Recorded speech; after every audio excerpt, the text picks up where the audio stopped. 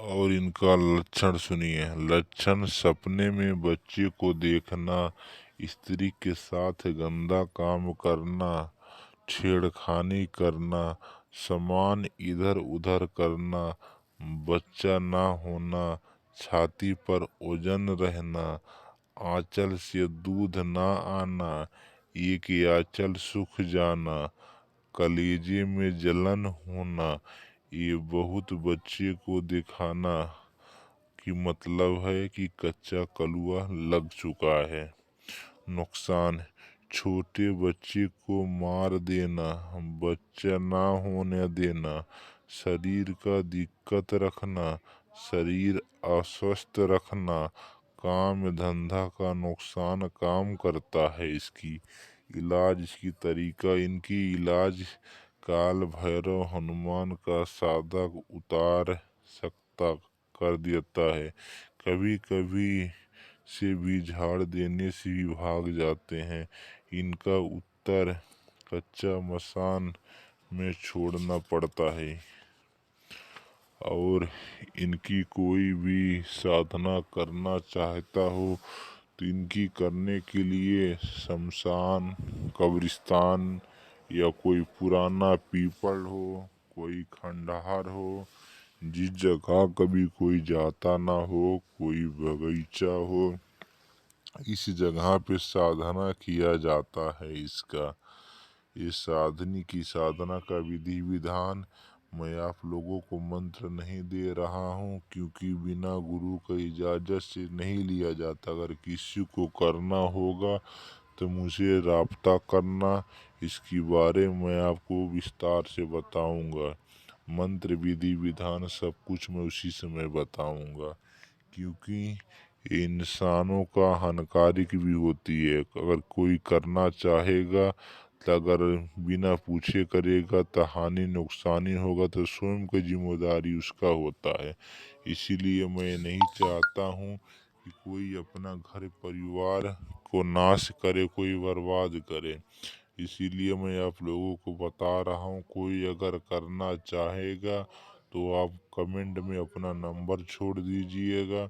उसके बाद मैं आपको विस्तार से बताऊंगा। और केवल ये करना की मैं उम्र बता रहा हूँ, 20 वर्ष से ऊपर लोग इसको कर सकते हैं, उससे नीचे को करने की इजाज़त नहीं है। अगर कोई करना चाहता है तो 20 वर्ष के ऊपर होना चाहिए। ये करने के लिए शुभ मुहूर्त अगर होगा तो केवल 1 रात्रि से 3 रात्रि में प्रत्यक्ष खड़ा होती है।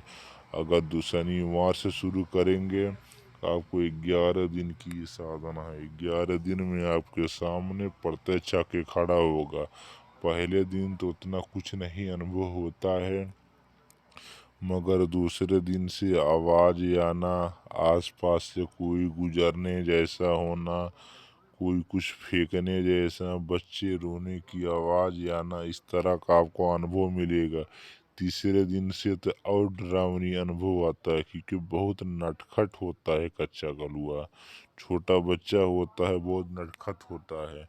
इसीलिए इसको जो साधना करता है सुरक्षा चक्र लगा के किया जाता है, नहीं तो स्वयं का हानिकारी उससे फुगा देता है।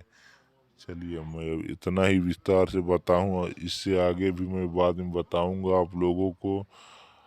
सबसे पहले आप लाइक सब्सक्राइब कर देना ना भूलिएगा, कि ऐसी ऐसी वीडियो आप में पहले अपलोड किया जाए, आप में सबसे पहले आया।